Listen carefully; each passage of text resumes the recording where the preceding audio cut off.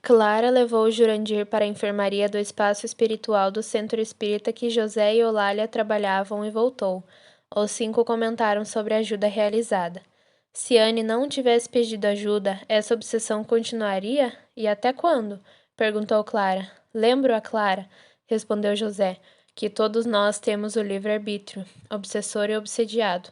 Se você analisar as atitudes dos envolvidos, entenderá que Anne estava fazendo um ato de caridade, auxiliando a vizinha quando foi chamada para orar. Ela poderia ter recusado, mas aceitou. Orou com humildade, pediu perdão e ajuda. Os obsessores estavam sofrendo, tentamos orientá-los. O socorro veio no momento propício. Se não tivesse ocorrido agora, não posso responder quando seria. Anne pediria ajuda em outra ocasião? Os dois se sentiriam vingados? Não tenho como saber. Irá depender da vontade deles, não é? Clara realmente queria entender. Nessa perseguição, sim, José continuou elucidando. O livre-arbítrio que nos foi dado por Deus é uma faculdade do espírito, estejamos encarnados ou desencarnados. Como a mãe e a avó de Francisca souberam e vieram para buscá-la? Clara, estando ali como estudante, queria mesmo aprender. Normalmente, José esclareceu, ao fazermos um trabalho como o que foi realizado, fazemos pesquisas. Essa não foi difícil. Fomos saber quem eram e o que haviam feito, embora com muitos baste observar para ler em suas auras quem realmente são e os atos que praticaram. As duas senhoras, mãe e avó de Francisca, há tempos estavam atentas a ela por amá-la e quererem que ela se modificasse. Visitavam-na sempre, porém Francisca não as via por vibrar diferente, e também evitava pensar nelas para não sentir remorso. Nós as convidamos para vir aqui. Esperávamos que Francisca, após conversar conosco, quisesse vê-las. Deu certo. Será que esses dois se converteram? Isso é, repeliram o mal que fizeram e estão dispostos a fazer o bem que não foi feito? Perguntou Huberto. Bastou somente essa conversa para mudá-los? Gostei de acompanhá-los nessa tarefa e ter comprovado que mudamos quando queremos, independente do tempo, lugar e estado físico ou espiritual que estejamos. Sentimentos, de fato, nos acompanham, ou melhor, são nossos. Minha pergunta é: esses dois se converteram ou somente aceitaram? Interromper por algum tempo essa vingança? Deram um tempo ou realmente desistiram? Meu caro Huberto, respondeu José, que bom se eu pudesse responder que os dois compreenderam. Nosso trabalho não termina aqui, infelizmente. Numa conversa assim ou quando incorporados, o tempo é muito pouco para que consigamos fazê-los compreender a necessidade de uma mudança, uma transformação ou uma conversão. Alguns entendem e querem parar de sofrer, desistem de continuar se vingando. Outros continuam em dúvida, necessitando de mais orientações. Uns, infelizmente, no calor da conversa, querem mudar, mas depois repensam e voltam à sua vingança, que pode ou não ocorrer, porque muitas vezes é o obsediado que muda e não aceita mais a perseguição. Basta um se melhorar para pôr fim nesse círculo vingativo.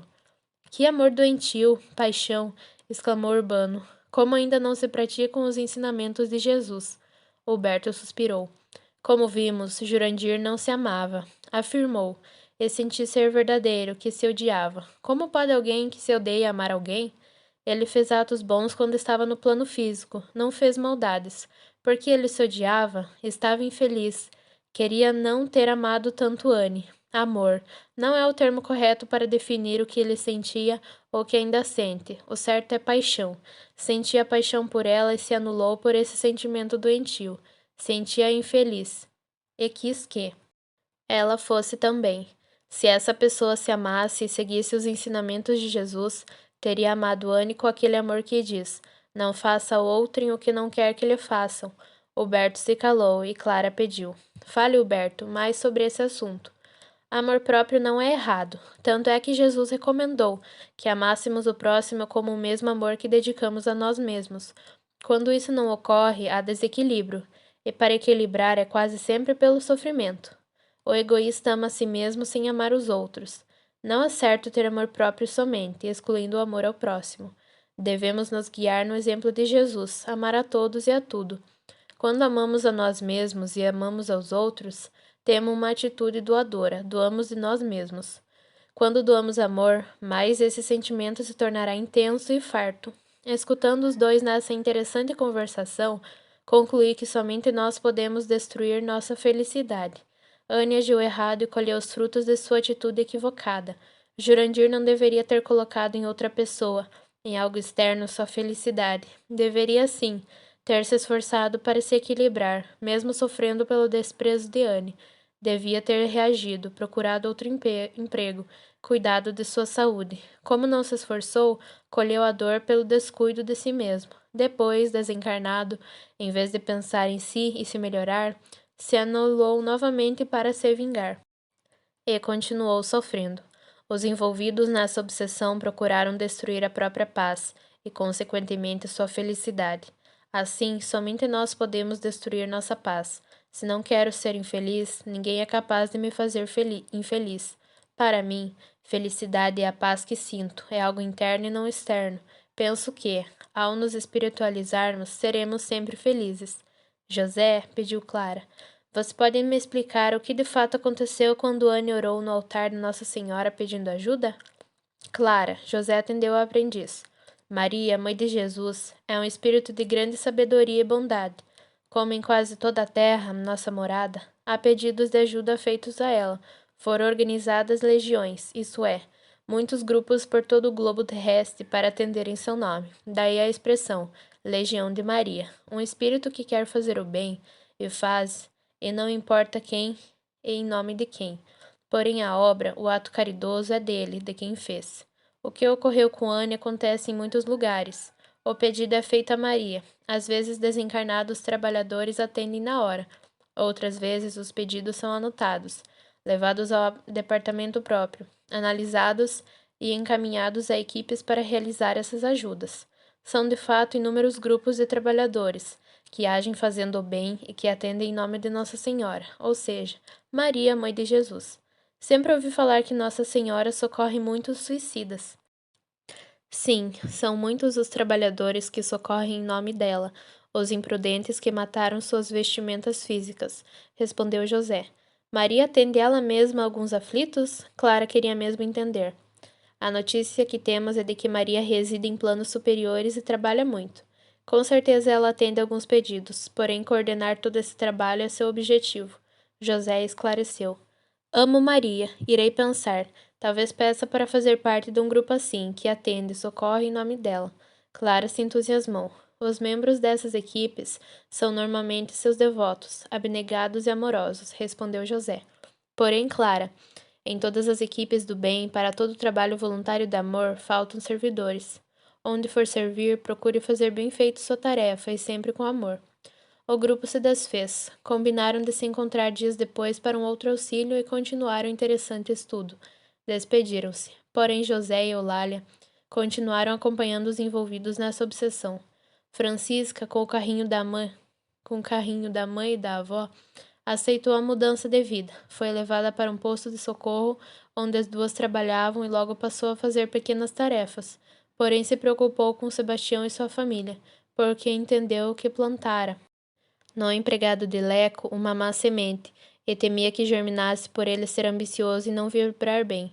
Tenho medo de que Sebastião traia Leco e que toda sua família seja castigada, dizia preocupada.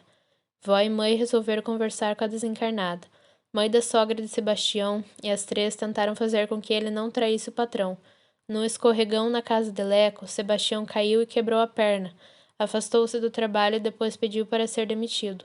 Leco permitiu que saísse do emprego, e ele se mudou com a família para longe, onde arrumou um emprego honesto. Francisca tranquilizou-se com essa notícia e não se interessou mais por Leco. Fez planos de aproveitar do melhor modo possível a oportunidade que estava tendo.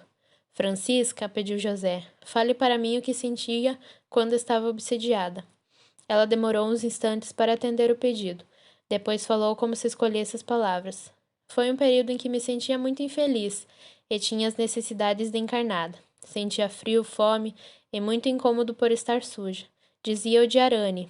De fato, não gostava dela, mas não a ponto de maltratá-la. O que fiz a ela foi para ajudar Jude. Quanto a Leco, o odiava e amava. Sabia, antes de me envolver com ele, que era egoísta, interesseiro, mau caráter. Iludi-me que comigo ele agiria diferente. Dizia querer me vingar, mas o que fazia era separá-lo de seus envolvimentos. Isso era fácil. Leco não se interessava de verdade por ninguém. Dizia que não queria que desencarnasse porque sabia que ele, ao fazer a mudança de plano, iria se enturmar com afins, com trevosos. Não queria que fosse preso, porque sabia que iria sofrer na prisão. O fato é que o amei e sentia ciúmes. O senhor me perguntou o que sentia. Agora eu respondo com sinceridade. Sofria muito. Não desejo a ninguém o que passei como obsessora. Pior que, como obsessora, plantei a má semente e terei de colher os frutos dessa plantação ruim. Lamento o que fiz. Não quero mais ser uma obsessora. Quero aprender a perdoar. Francisca se emocionou e chorou. José a abraçou confortando-a e desejou que ela cumprisse seus votos. José, meu amigo, queria tanto pedir perdão para quem me prejudiquei. Francisca realmente queria ser perdoada. Peça perdão a Deus e confie. Talvez venha a ter essa oportunidade. Estando tudo bem com Francisca, José não a visitou mais. Deu seu parecer quando a possibilidade de Francisca pedir perdão a quem prejudicou. Muitas vezes, explicou José, isso não é possível. Encontro para desculpas entre desencarnados e encarnados, uma vez que estão em planos diferentes. Para aquele que fez a maldade, o importante é se arrepender e pedir perdão a Deus, numa rogativa tão sincera que, se voltasse no tempo, não faria mais a mesma ação. A intenção é válida, a ponto de que, se prejudicou, se pudesse encontrar o outro, iria, de fato, pedir, rogar pelo perdão. Se seria perdoado por ele ou não é outro fato. Porém, mesmo pedindo desculpas, o erro existiu, ações foram feitas, e a reação acontecerá.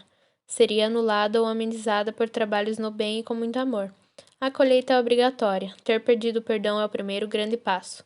Jurandir foi para um posto de socorro. Logo não sentia mais dores e fez tratamento para se equilibrar e aprender a amar a si mesmo.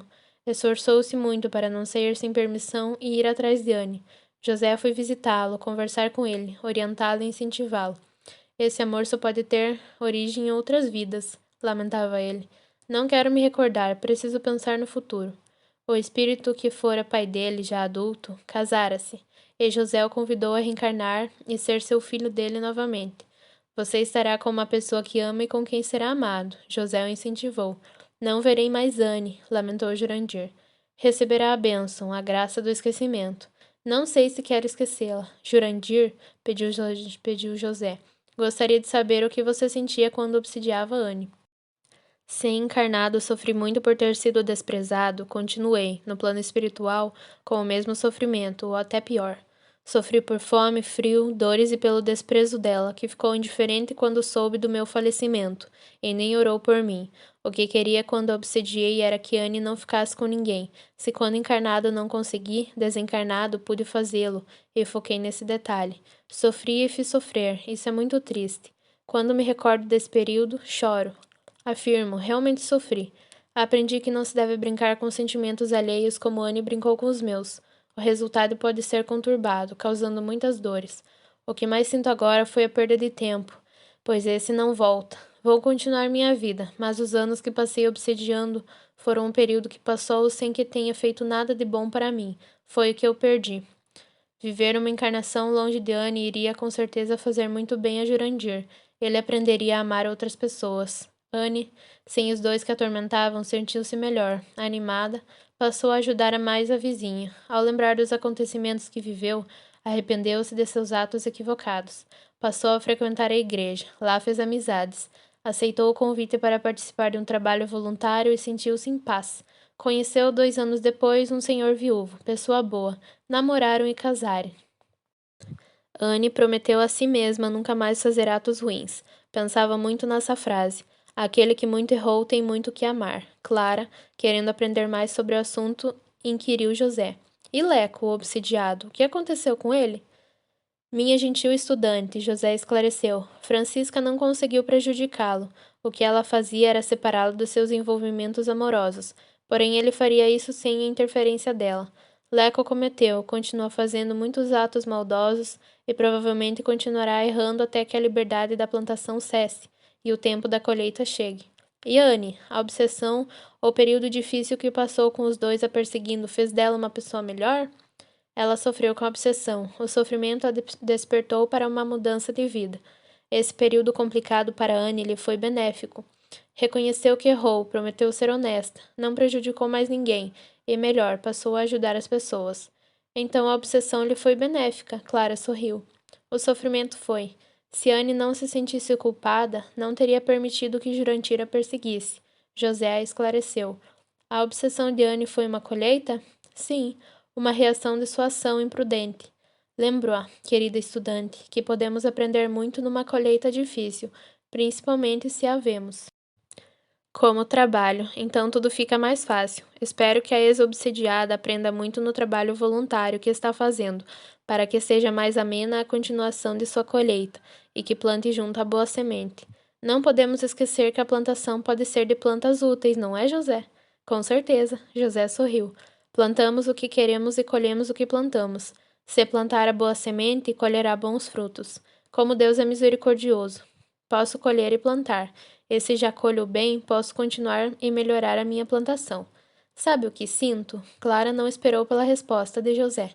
Estou colhendo minha imprudência, mas estou tendo oportunidade de plantar. Estou mudando minha horta. Isso é maravilhoso.